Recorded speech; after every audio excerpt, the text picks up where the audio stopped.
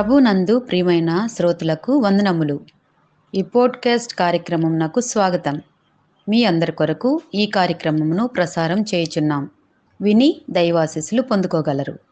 ప్రభు అయిన యేసుక్రీస్తు నామంలో అందరికీ శుభములు, వందనములు తెలియపరుస్తూ ఉన్నాం. ఈ దినకాల సమయంలో మన వాక్య ధ్యానము యెషయా గ్రంథము 40వ అధ్యాయం 31వ వచనం. యెహోవా కొరకు ఎదురుచూచువారు నూతన బలము పొందుదురు.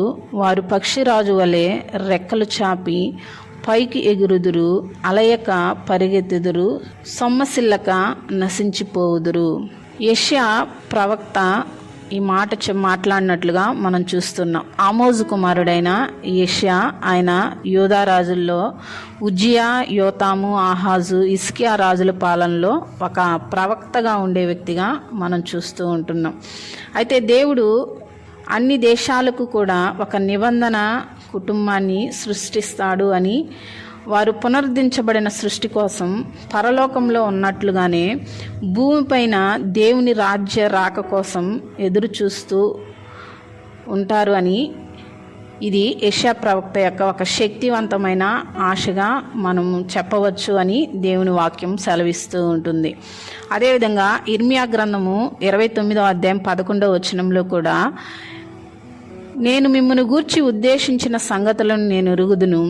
రాబో కాలమందు నిరీక్షణ కలుగునట్లుగా అవి సమాధానకరమైన ఉద్దేశములే కానీ హానికరమైనవి కావు. ఇదే యెహోవాకు అని ఇర్మియాతో కూడా దేవుడు మాట్లాడినట్లుగా మనం చూస్తూ ఉంటున్నాం.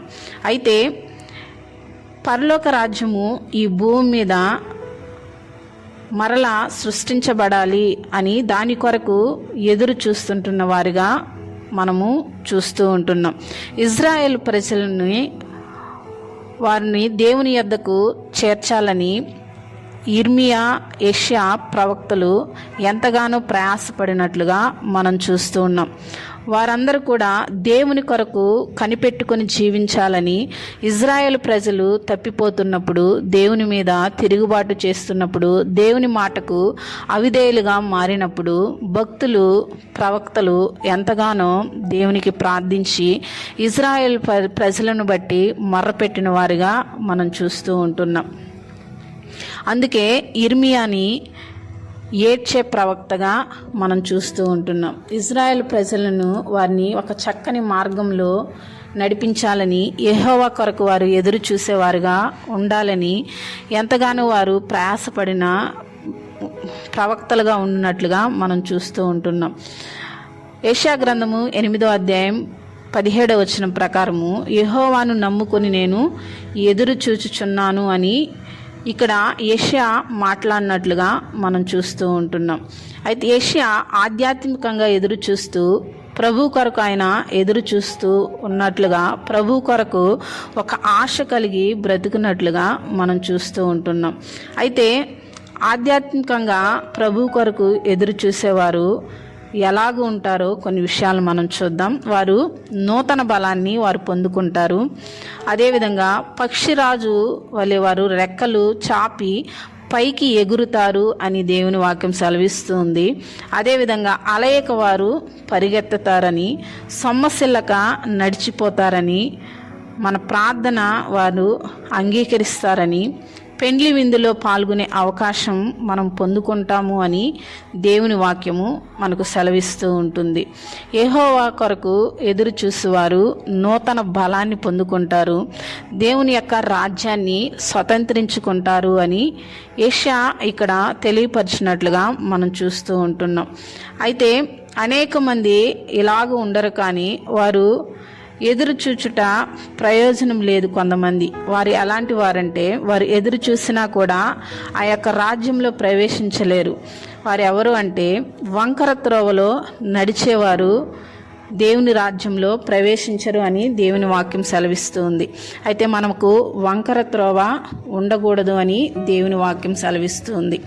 అదేవిధంగా నడవడికలో న్యాయం లేని వారు కూడా దేవుని కొరకు ఎదురు చూసినా అది వ్యర్థమే అని దేవుని వాక్యం మనకు సెలవిస్తుంది. ప్రభు పని మాని లోక సంపాదన కొరకు ఎదురు చూసేవారు దేవుని రాజ్యంలో ప్రవేశించలేరు అని దేవుని వాక్యం మనకు సెలవిస్తుంది. ఇక్కడ యెషయా, ఇర్మియా ప్రవక్తలైతే వారు దేవుని కొరకు ఎదురు చూస్తూ నూతన బలాన్ని వారు పొందుకుంటూ వారు అలయక సొమ్మసిల్లకుండా దేవుని రాకడ కొరకు, దేవుని రాజ్యము కొరకు, ఈ భూమి మీద స్థాపించబడే రాజ్యము కొరకు వారు ఆశతో ఎదురు చూస్తూ ఉన్నారు. అయితే మనము కూడా ఇర్మియా, యెషయా ప్రవక్తల వలె ప్రభు రాకడనుకు ఎదురు చూసే బిడ్డలుగా మనందరము కూడా ఉండాలి అని దేవుని వాక్యము సెలవిస్తూ ఉంది. అలాగా ప్రభు మార్గంలో జీవించాలనే ఆశ, తపన ఇర్మియా, యెషయా ప్రవక్తల వలె మనము కూడా కలిగి వంకర మార్గంలో నడిచేవారంగా మనకు ఉండకుండా, మన నడవడిలో న్యాయం లేకుండా ప్రభు పని మాని లోక సంపాదన కొరకు మనము ఎదురు చూసేవారముగా మనము ఉండకుండా, మనము ప్రభు కొరకు ప్రభు మార్గంలో నడవాలని ఆయన ఈ భూమి మీదకు వచ్చినప్పుడు ఆయన్ని మనం ఎదుర్కొనగలిగే ఆశా తపన మనందరము కూడా కలిగి ఉందుముగాక. ఆమెన్. ఈ కార్యక్రమమును గూర్చి మీ సలహాలు మరియు మీ ప్రార్థనా అవసరతల కొరకు మమ్మను సంప్రదించవలసిన మా ఫోన్ నంబర్ 9448508539 మరియు ఈమెయిల్ ఐడి info@fibaonline.org. మా ఫోన్ నంబర్ మరొకసారి 9480585039. Email ID info@fibaonline.org.